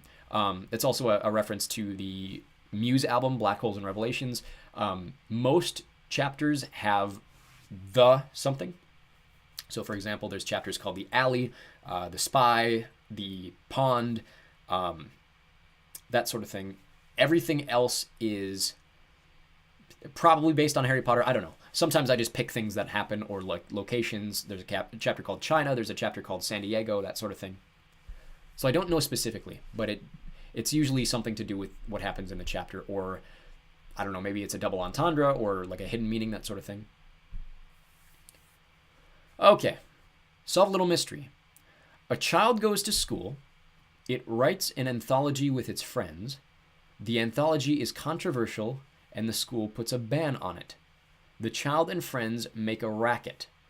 The child, so that its friends won't be expelled, decides to drop out and leave, but changes the anthology from the anthology to ice cream. Why does the child change the name? Now give me a second here. You're going to sit on some dead air while I consider this. A child goes to school. It writes an anthology with its friends. The anthology is controversial, and the school puts a ban on it. The child and the friends make a racket. The child, so that its friends won't be expelled, decides to drop out and leave, but changes the name of the anthology from the anthology to ice cream. Why does the child change the name?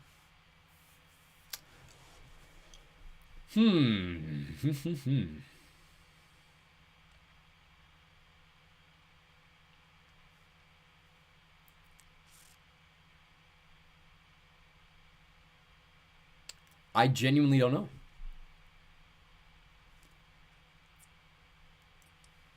I'm at a loss. I'm sorry. Ice cream. I'm trying to look through and figure out.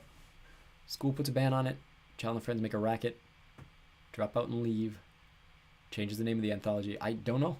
I'm not putting together a piece that I'm supposed to be putting together. I'm sorry. Flickstreet Productions asks, I like chapter names that factor greatly into the chapter and not just a throwaway line or a reference like what Owen Colfer did for the Fowl Twins. So I try to do a healthy mix of them. So for example, like there's some really clever chapter titles in Harry Potter. There's a chapter in book 6 called Will and Won't, which I think is really funny because, you know, it's two words that are opposites. It's a phrase that's fairly common, will or won't, will and won't. In the chapter, you get the will of one of the major main characters that is read toward Harry, and then you get won't, which is a phrase that's repeated by a character refusing to do something. Like, I like that. I think that's clever. But I also like chapters that are basic. So if I can't think of anything clever, then I'll do just something basic. Changes the name of the anthology from the anthology to ice cream. Ice cream. I'm still not getting it. I'm sorry. I don't know if it comes across over text the way it does over words. So kids can read it in the school without the teachers knowing. I genuinely don't know. All right, let's go to a question from Prometheus Plays, who asks, can you read the Mistborn series? Someone has requested that before. I will bump it up on my list. Locust says, would you ever consider reading The 100? Yes, in fact, it is on the pile behind me, right behind my head. I have a love-hate relationship with the show The 100. I've never actually read the book, and I'm very curious and interested to read it on the channel. So it has always been my intention to read it. It is currently on my list of books that I need to get to very, very soon. But yes, I do intend on reading The 100. Smile For Me asks, can you do the Inkheart series by Cornelia Funk? I've seen the movie, the Inkheart movie with Brendan Fraser. I've never read the books, so I will maybe check them out and add them to the list. Shamaro Plays says, can you do the Michael Vase series by Richard Paul Evans? Someone's requested that before. I'll bump it up in the list. I also missed one paragraph. I don't know that I missed a paragraph. I am seeing 2 paragraphs. If you want to send all of them again, yeah, that's probably why I'm missing something. I only see 2 paragraphs from you that came through. Let's go to a question from, or a request from TJ Harbert, who says, please do the Sarah Moss books. All right. So Sarah J. Moss. I am reading a series, Song of Ice and Fire on Patreon at the moment. I am very aware of the fact that there are things in Sarah Moss books that are not preferable to most audiences. I may do them as a... So for example, like Twilight is on my list. I will read Twilight if we get to 1,000 paid members on Patreon. So I'll do you one better. If we can get 1,000 paid members on Patreon, I will prioritize both Twilight and the Sarah Moss books. There you go. Okay, question from Saber7175, who asks about the Kane Chronicles. How do Sadie and Carter survive the execration? So in the series, in the Kane Chronicles series, the big bad is Apophis, right? And the goal is to execrate Apophis, which is kind of a fancy way of doing a magic spell and trapping him for eternity in what they call a sheut, which is like this little figure, like a clay figure, like a Shabti kind of thing, and then destroying it, that sort of thing. Question is, how do they survive the execration? Because all we've been told about throughout this entire book is that execrations are near insurvivable. Question is how they survive it. If you finish the book, hopefully you understand this, but the way that they do this is by not just trapping Apophis, but trapping his shadow, which is why the 3rd book is called the Serpent's Shadow. And so they have to find the god's shadow and basically use that to power this execration, which takes less energy from themselves. It's been a few months since I finished the book, so that's kind of the broadest answer I can give without giving you wrong information. But yes, as far as I know, that is the easiest answer I can give. They use the shadow to fuel the execration. Maria, I'm still only seeing 2 paragraphs, so can you solve a little mystery? A child goes to school, writes an anthology with its friends. The anthology is controversial, the school puts a ban on it. The child and the friends make a racket. The child, so that its friends won't be expelled, decides to drop out and leave, but changes the name of the anthology from The Anthology to Ice Cream. Why does the child change the name? I don't know. I genuinely have no idea. I am still looking for the missing puzzle piece, but I'm obviously missing it. Nikolai Arnold asks, can you do the Spy School series? It is on my list. I will bump it up. Ray Moray says, I'd love to see you read the Dresden Files series. I keep seeing them every time I'm at Barnes & Noble. I've never read them, but I might have to check them out. Dasha D'Angelio says, any chance you could do Fire and Blood by George R.R. Martin? Yes, I have and am. So, in fact, the book is literally right in front of me right now. I have done, I think there's 23 or 27 chapters, and I believe I've done all but 5 or 6 of them. I've been slowly working on this for about a year now. You can find all of the chapters that I've done over on Patreon. It's hidden behind a paywall right now. Once I'm done with the entire book, I will put it out on Vimeo for free. But yeah, I have been working on it for a while. Excuse me. Flick Street Productions says, have you seen Muse live? I have not had the chance to. Closest I got, we almost bought tickets to when they were touring with 30 Seconds to Mars and Paris. And for whatever reason, I think one of my family members got really sick and we ended up having to cancel the trip. Question from Lucky Quintos, who also asked, have you considered A Song of Ice and Fire? Yes. The first half of Game of Thrones is available over on Patreon, and most of Fire and Blood is also available there too. We release a chapter every single Monday in the afternoon over on Patreon, and hopefully that will speed up eventually once we get through like Lord of the Rings and that becomes a daily chapter series. Ben asks, can you read the Chalice of the Gods next, please? I have already read Chalice of the Gods. So if you check the playlist, the Percy Jackson playlist or the Camp Half-Blood Chronicles playlist, you should be able to find Chalice of the Gods there. As far as I know, it should be available. Mark Coley says, I would love to see the Escape from Furnace series. I don't know that I'm familiar with that. I will have to check that out and maybe add that to my list. Bombtech says, what is your favorite mythology? Oh boy, good question. My favorite mythology is probably Greek. I think it makes the most sense to me, but it's also because I'm probably the most familiar with it. I think when you get to Eastern mythologies, to me, you know, coming from the Western background that I do, they're a lot harder to understand. Mesopotamian is fun for me because it's nothing we really learn ever growing up in the United States.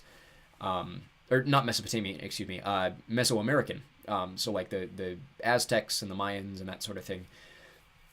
I'm familiar with Norse mythology given my heritage, but I think the one I'm most familiar with and enjoy the most is Greek, probably. Flickstream Productions with a great question or comment. Despite the Radiation Effect Book 1 not being done yet, I believe that I've deduced the first book's themes. Who is your true family, and who deserves your loyalty if you have to choose? Very impressive. There are plenty of themes. Like there's a lot of themes, and I would love to go through and discuss them with you. If there's more that you think of, because there's not just one. What you listed is the main one. Yeah, you're absolutely right. Who is your true family? Where do you set your loyalties? Where do you value? More so, where do you place your values? So, for example, when we look at Emma puts her value in her family. Very obviously, she is always protective of her father, despite the things that her father has put her through. She's very close with her brothers, specifically the brother that has run away from the family and abandoned the family. And despite that, she is still loyal to him. You get characters like Jordan and Margot, who are specifically loyal only to each other. Of course, Jordan's reason being that everyone else in his life is dead. Margot being the fact that she has always been her own person. Like, she is only close to the people that she wants to. Kent's values are a little unclear because of the fact that he has grown up knowing nothing but people using him. And so when he finally gets a real relationship with Liz, he puts value in that, and what happens? I'm not going to spoil anything, but obviously we see that. So you're right, it absolutely has to do with family, but specifically, to me at least, when I was writing it, my intention was, where do you place your values? What dictates your decisions? Is it your family? Is it your morality? Is it the people around you? That sort of thing. So perfect. Very good on you for finding that. Let's see here. Yeah, I'd love to hear if there's any more themes that you've discovered in the book, because there's definitely more, in my opinion, or was my intention when I wrote it. Maria says, but read ice cream slowly in an ice cream and repeat it a few times until it comes to you. Well, I'm getting ice cream. Ice cream. Why from the anthology to ice cream? I'm still not getting it. I'm sorry. I'm really sorry. This is hard to do on camera. I'm thinking about a lot of other things at the moment. Let's see here. Simon Pancol asks, can you do the Brother Bands Chronicles? Sure. I'm not familiar with it, but I will maybe add it to my list. Question from Jay Meza, who says, why don't your videos have pictures? Because they're audiobooks. Images, and so how do I explain this? Still images. So for example, cover art has different copyright than images within the book. And specifically, I think this question was on a Diary of a Wimpy Kid audiobook. A, that would be significantly harder to edit, and B, it no longer becomes an audiobook. It becomes a little more. It becomes just kind of a read-along sort of thing, which has been requested on the channel. I may do it with some children's books, but like I said, it would take me a lot longer to edit than it currently does, and I already do a lot of time editing, and so it's not my intention to add anything but the cover art to any of my videos. To me, they're just audio recordings. Excuse me. Flick Street Productions says, I'll definitely look for more themes. As for the ones I mentioned, do you hope to have them overarch across the other books or keep them contained in the first book? I think the overarching theme of the series is probably where do you put, what dictates your decisions is the big one. There's definitely going to be things that arc over each other. Most characters will have multi-book arcs, but at the same time, there will be things contained within each story. And so, you know, the big thing that, without spoiling anything, the big thing that is contained in this first book is the search for Johnny. Johnny is missing at the moment. What happens to him? What is happening to him? What's going to happen when he gets back? All of that will be contained in the first book. And the big question I want to ask at the moment is, will he be the same person when he gets back as he was when he left? And how is that going to affect the group? That sort of thing. And there's also, you know, minor themes of, you get a lot of religious, you know, Johnny and Emma are dictated by religion. Kent is dictated by his anti-religion. You get themes of relationships, not just romantic relationships, but friendships versus, again, with these loyalties. Do you choose your friends over your family? What happens when your family are treating you in certain ways? What happens when you are called by authority to do things that go against your very nature, that sort of thing. So we see that with Johnny. Let's see here.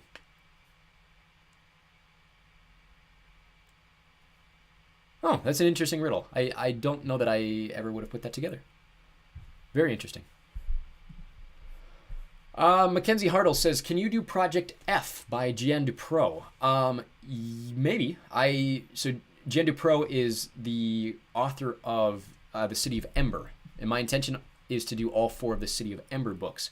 I'm not familiar with Project F, so I'll maybe have to check that out. Jonathan Larson asks, could you please read Blue Finger, A Ninja's Tale? I'm also not familiar with that. I will maybe have to check it out. Child sacrificed everything for freedom of speech, but it could not name the anthology I Scream, so it named it Ice Cream. Interesting. Very cool. Ian Anderson says, can you do Ruination and Ambessa, the League of Legends books? I need a good voice for those. I have been asked if I'll do video game books before. The answer's typically been no, just because there's so much on my plate. But, you know, if we get multiple people asking for them, I'm not opposed to adding them to the list. Kat says, I really want you to do the first box set of Warrior Cats. So Warriors is like the 39 Clues that I mentioned earlier. There are 15 billion of those books. I know you're just asking for the first box set, but I believe that includes more than are in the Percy Jackson original series. So my intention right now is to say no. But in the future, if things open up, if more people request them, then I might consider adding them to my list. Mateo Bartholin says, I would love for Wings of Fire. Good news, somewhere behind me, right there, this one here is the first book in the Wings of Fire series, so I'm hoping to start that very, very soon. Flick Street Production says, I think that the Bailey School Kids series hasn't aged well. Do you think so? I'll tell you what, it's been maybe 15 years since I even touched one of those books, so I honestly, off the top of my head, couldn't tell you. I'd have to check it out and reread it. It's been a long time. If I'm thinking of the ones that you're referring to. Kimo says, have you considered doing the Kyoshi and Yang Chen novels from Avatar The Last Airbender? Yes. Which way am I moving here? Oh, it's in front of me. Yes, in front of me I have one of those books. My intention is to read all 5 of them eventually and probably more. I'm assuming they're going to do another Roku book. But yes, they are not just on my list, they are on my I have read the first few chapters of this book, and I'm hoping to have it out sometime in the next year.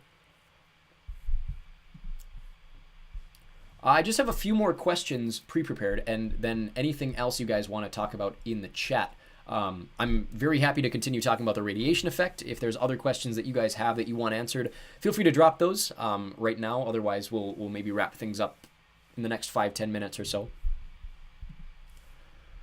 Scarlet Angel asks, can you read The Perks of Being a Wallflower, please? I could definitely check it out. It's been a long time since I've read those. Or that book specifically, because most people know it from the movie with Logan Lerman and Ezra Miller and Emma Watson that came out 10, 15 years ago. So it's been a long time since I've read that book, but I could definitely check it out and maybe add it to my list. Fault in Our Stars is another one from that era that I've had requested on this channel before that I'm not opposed to reading. I would say if you asked me to read every single John Green novel, I'd probably say no, but Fault in Our Stars is maybe one I'd consider. Hannah Sullivan, with the last pre-prepared question of the day, asks, how many chapters are in The Burning Maze? I believe there are 47. So at the moment, I think we're through like 43 on Patreon, which means that in about 4 days, we should be getting the full version of The Burning Maze over on Patreon. Of course, then we'll get the 47 chapters eventually on this channel, and then we'll get the full version on the other channel. But typically, there's anywhere from 30 to 50 chapters in the Trials of Apollo. And we typically do 1 chapter a day, so if that helps. Any last questions that you guys might have? Otherwise, I'm going to call it a day here. Flick Street Productions says, to better explain, the Bailey School Kids books have the kids reacting badly to the eccentric character in each book because of their abnormalities, usually thanks to Howie, and the kids run with that. Yeah, that's a pretty common trope for the mid-2000s. The example that I'm thinking of is iCarly. So iCarly has a character, a side character who appears in 2 or 3 episodes. I think her name's Mandy. And the whole gimmick is that she's autistic, and they're making fun of her for it. So if you know, like I said, it's been a long time since I read the series, but if it's anything like I'm thinking of, like people nowadays, 15, 20 years on, understand not just autism, but the entire spectrum of A, learning disabilities, B, just like behavioral differences, understand them a little better, understand how to deal with them a little better, and it's a little less ostracizable. That's not a word, but I'm going to use it.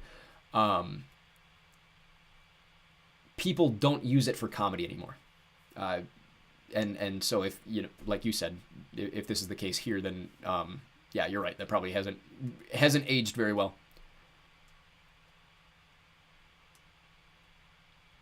All right, with that, I think I am going to call it a day. The one thing I wanted to mention, especially if you're a fan of the radiation effect, please join our Discord server. There's a link down in the description below. You should be able to join. It's absolutely free, that sort of thing. And we talk about the radiation effect. We talk about everything else on the channel too. We have specific channels for Percy Jackson, for Hunger Games, for Harry Potter, all of that sort of stuff. But radiation effect is probably our most active. So if you guys want to talk about it, if you guys want to react to it, go through each chapter, talk about theories, that sort of thing, yeah. Would love to have you guys over there. Otherwise, feel free to join the Patreon or check out our videos there for free or on Vimeo. Of course, joining, you get to jump ahead of the channel by about 2 months. It costs $5 a month at our lowest tier. If you want to join the upper tiers, I do want to give shout outs to my upper tier patrons. My League 2 members, that is the $10 and above tier. Brandon Doty, Mr. Taper, Rockin' Ryan 99, X-Ray, Rania, Katie Rose, Knickerdoodles, Goose, Srinija Srinivasan, Suzanne, William James, and Sunny. My League 1 tier at $15, Sneavatics. And my Champion tier, the $25 a month or more tier. These are the people that not just go out of their way to support the channel, but at $25 a month or more, I send you a free copy of every book that we cover on the channel starting at the beginning of every month. So we're coming up on February. If you join anytime now until the end of February, you will get a free copy of I believe we're going to do Tyrant's Tomb, which is the 4th book in the Trials of Apollo series. But those are John Buck, Donald Easter, Dalton Bailey, Lydia Bryant, Joseph Morrill, and Zhukov Crawford. A very special thanks to all of those people who go above and beyond to support me. I mentioned at the start of this, I don't do this for money. I don't make any money on YouTube. This is not my full-time gig. But these people help to, give me the incentive to do it. Of course, like I said, you jump ahead 2 months in advance of the channel. It's a lot of fun. There's even more interaction there than is on YouTube and on Discord. So if that's something you guys have the capability of doing and are interested in, then please feel free to join. Otherwise, if there's nothing else, I will see you guys in 2 weeks. Make sure to check out all of the other daily videos on this channel. If you're interested in the radiation effect, I would love to have you check it out and join us on Discord. Otherwise, stay tuned. Among the Enemy is coming out on the other channel next Thursday, and Dune Messiah will be coming out eventually as well. Otherwise, hope to see you guys very, very soon. Thanks very much.